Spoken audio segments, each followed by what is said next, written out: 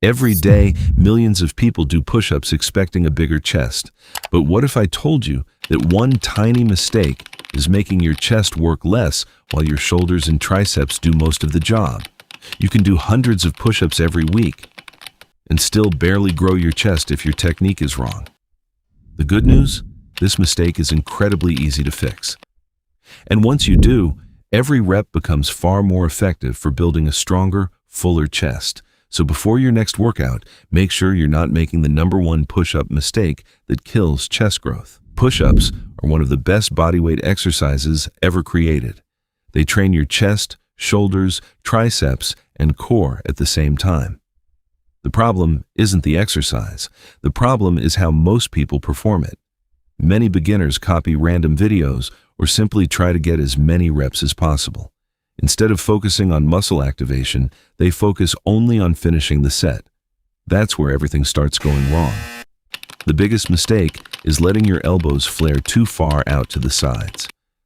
When your elbows point almost straight sideways, your shoulders take over much of the movement. This reduces tension on your chest and places more stress on the shoulder joint. Over time, this doesn't just slow muscle growth, it can also increase your risk of discomfort or injury. Instead, keep your elbows roughly 30 to 45 degrees from your torso. This position allows your chest muscles to produce more force while keeping your shoulders in a safer position. It's a simple adjustment that can completely change how the exercise feels. Another common mistake is stopping halfway. Many people never lower themselves enough. Others stop before fully extending at the top. A shorter range of motion means less muscle stimulation. Lower your body until your chest is just above the floor while maintaining control. Then, press all the way back up without rushing. Every rep should be complete. Your body should move as one straight line. Many people let their hips sag or lift too high. When that happens, your core stops stabilizing your body and the push-up becomes much less effective. Brace your abs, squeeze your glutes. Keep your head, hips, and heels aligned throughout the movement. Speed isn't always your friend. Fast, sloppy reps usually rely on momentum instead of muscle. Try lowering yourself over 2 or 3 seconds. Pause briefly at the bottom, then press back up with control. This increases the time your chest stays under tension, which is one of the key factors for muscle growth. Here's a simple checklist. Hands slightly wider than shoulder width. Wrists stacked under your shoulders. Elbows about 30 to 45 degrees from your body. Chest lowered close to the floor. Core tight. Glutes squeezed. Body in a straight line. Controlled tempo. Full range of motion. If you follow these steps, your chest will work much harder on every repetition. If regular push-ups have become too easy, don't just do more reps forever. Instead, make the exercise harder. Use a backpack with weight. Try deficit push-ups, slow down the lowering phase, or elevate your feet. Progressive overload is what keeps muscles growing. The chest muscle is not like your biceps or legs.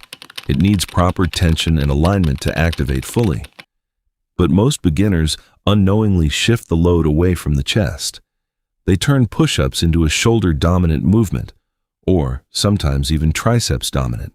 This happens because they focus only on pushing the body up instead of controlling how the chest works during the movement.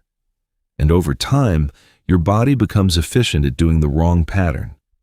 So even if you feel tired after push-ups, your chest might not be the one growing.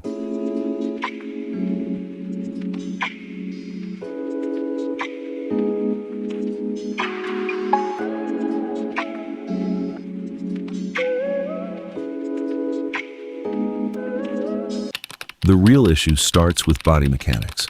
When your elbows flare too much, your shoulders take over the movement. When your core is not tight, your hips drop and tension disappears. When your range is incomplete, your chest never gets full stretch or contraction. So instead of one strong muscle working, you get multiple weak compensations, and none of them properly overload the chest. That's why progress stops.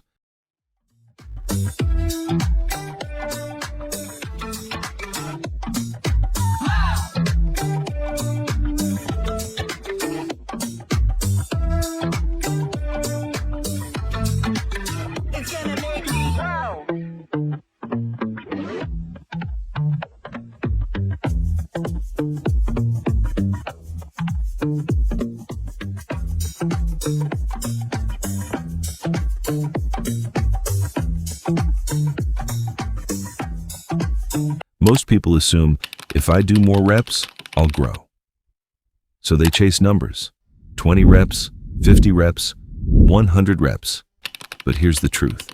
More reps with bad form equals more bad patterns. Your nervous system adapts to the movement, not the muscle growth.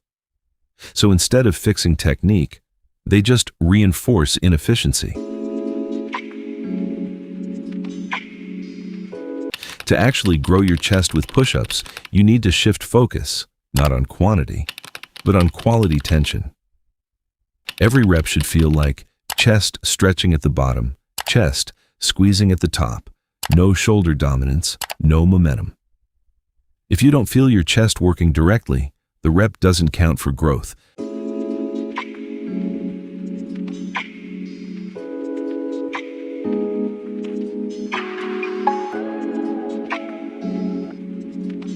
Before you even start pushing, think about your chest, not your arms, not your shoulders.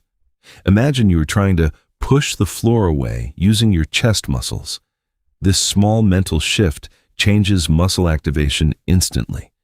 It forces your brain to recruit the chest more aggressively. Speed kills muscle growth in push-ups. Instead, lower slowly for 2 to 3 seconds. Pause at the bottom, then push up with control. This increases time under tension, which is one of the biggest factors for muscle growth.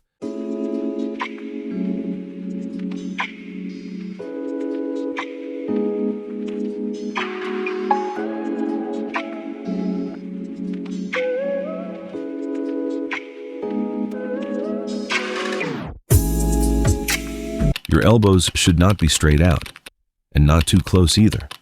Around 30 to 45 degrees is the sweet spot. This keeps tension on the chest fibers while reducing unnecessary shoulder strain. It also makes the movement feel smoother and stronger.